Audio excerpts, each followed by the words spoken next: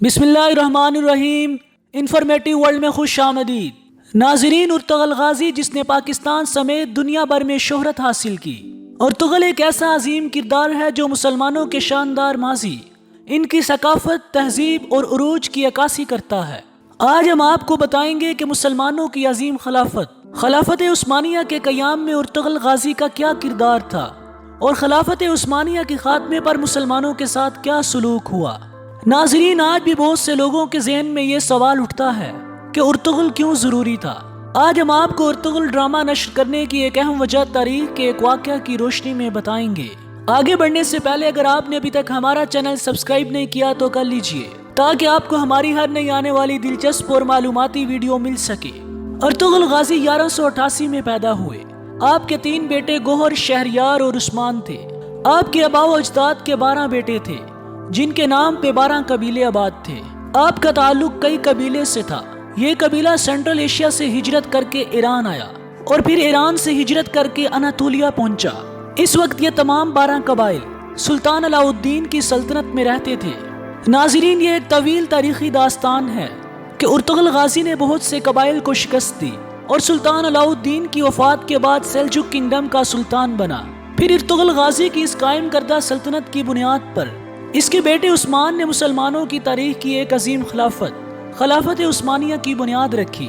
خلافت عثمانیہ کی بنیاد کی اصل وجہ عثمان کے والد ارطغرل غازی کی شاندار فتوحات تھی۔ خلافت عثمانیہ کا آغاز تقریباً 1300 عیسوی میں ہوا اور یہ 600 سال سے زائد عرصہ قائم رہی۔ اس عظیم سلطنت کے عروج کے وقت اس میں موجودہ یورپ کے کچھ ممالک، ہنگری، بلکان، گریس اور یوکرائن کا کچھ حصہ شامل تھا۔ اس عظیم سلطنت میں مڈل ایسٹ کے ممالک عراق، سائریا، اسرائیل اور مصر بھی شامل تھے۔ یہ عظیم سلطنت نارتھ افریقہ اور الجیریا تک بھی پھیلی ہوئی تھی۔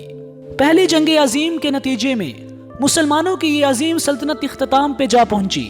اس عظیم سلطنت کو بچانے کے لیے ایک عظیم مجاہد انور غازی پاشا نے آخری دم تک کوششیں کی اور جام شہادت نوش کیا، لیکن وہ اس عظیم سلطنت کو نہ بچا سکا۔ ناظرین، جب خلافت عثمانیہ کا خاتمہ ہوا تو آل عثمان کو راتوں رات گھریلو لباس میں ہی یورپ بیچ دیا گیا، اور جبکہ شاہی خاندان نے التجا کی کہ یورپ کیوں، ہمیں اردن، مصر یا شام کے کسی عرب علاقے میں ہی بیچ دیا جائے، لیکن صہیونی آقاؤں کی تعلیمات واضح تھی۔ اپنی آتش انتقام کو ٹھنڈا کرنے کے لیے مسلمانوں کو آخری درجے تک ذلیل کرنا ان کا مقصد تھا۔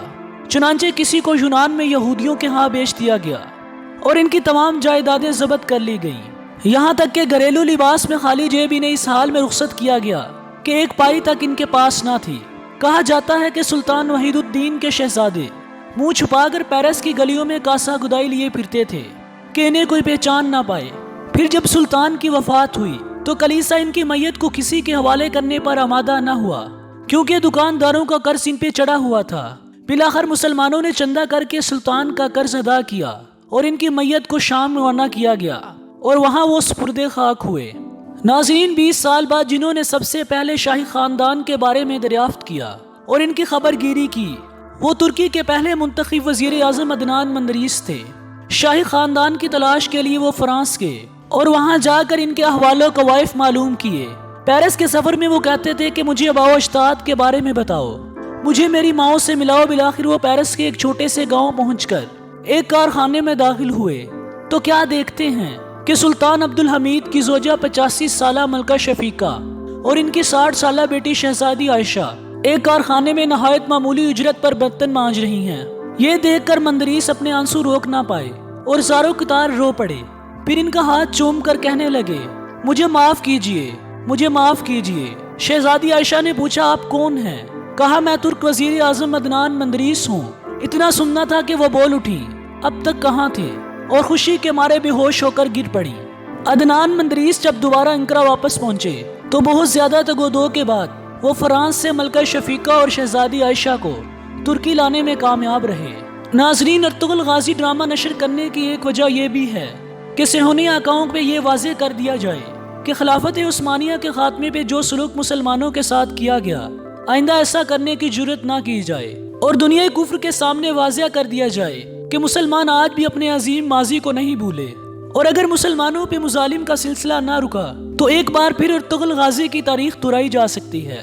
ہم دعا کرتے ہیں کہ اللہ تعالیٰ مسلمانوں کے اندر اتحاد قائم کرے اور اسلام کو دوبارہ بلندی اور عروج پہ پہنچائے۔ ہم امید کرتے ہیں آپ کو ہماری یہ معلوماتی ویڈیو پسند آئی ہوگی۔ مزید دلچسپ، حیرت انگیز اور معلوماتی ویڈیوز دیکھنے کے لیے ہمارا چینل سبسکرائب کیجیے اور بیل آئیکن پر کلک کریں تاکہ ہر نئی آنے والی ویڈیو کا نوٹیفیکیشن آپ کو مل سکے۔ شکریہ۔